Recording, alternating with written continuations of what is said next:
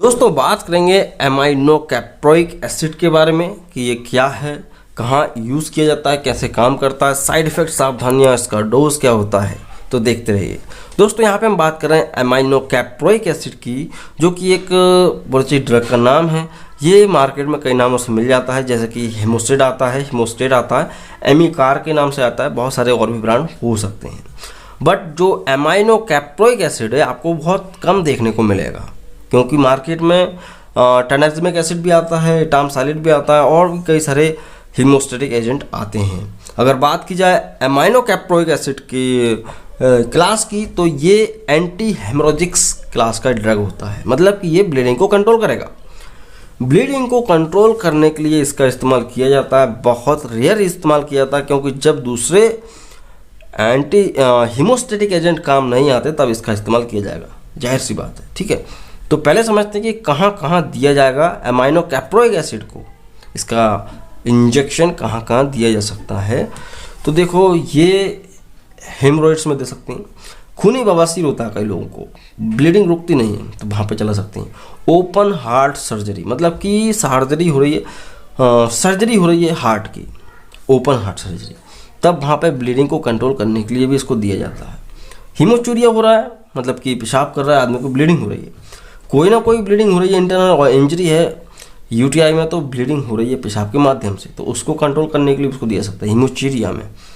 ठीक है, और उसके अलावा ल्यूकेमिया में दे सकते हैं, डर्मेटोलॉजिकल कोई डिजीज़ है उसमें दे सकते हैं। कई बार ऐसा होता है खुजली करने पे बहुत ज़्यादा ब्लड आ जाता, तो डर्मेटोलॉजिकल डिजीज़ में भी दिया जा सकता है।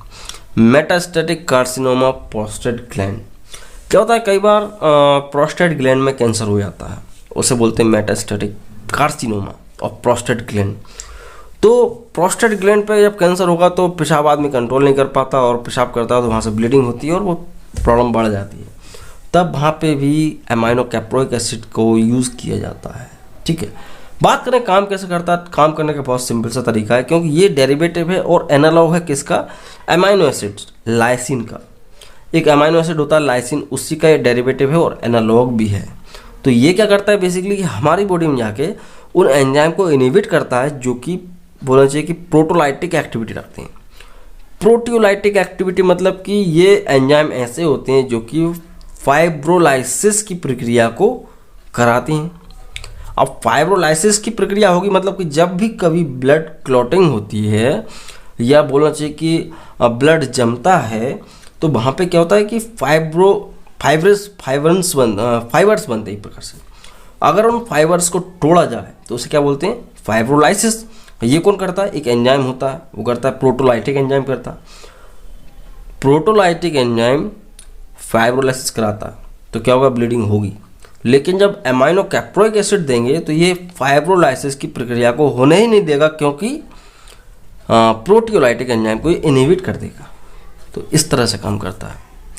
ठीक है, तो अब इसका यूज़ कई बार स्ट्रेप्टोकाइनेज और यूरोकाइनेज जो इंजेक्शन लगाया जाता है उनके ओवरडोज की स्थिति में भी किया जाता है। कई बार ये इंजेक्शन इतना लगा देते हैं कि ब्लीडिंग बहुत ज़्यादा बढ़ जाती है, तो उस कंडीशन में भी इनके ओवरडोज को कंट्रोल करने के लिए एमाइनो कैप्रोइक एसिड का इस्तेमाल किया जा सकता है। ठीक है, और इसका जब भी आप आईवी इन्फ्यूजन चढ़ाते हैं तो हमेशा याद रखो, एमाइनो कैप्रोइक एसिड को कभी भी फास्ट नहीं चढ़ाया जाता, बहुत ज़्यादा स्लो चढ़ता है।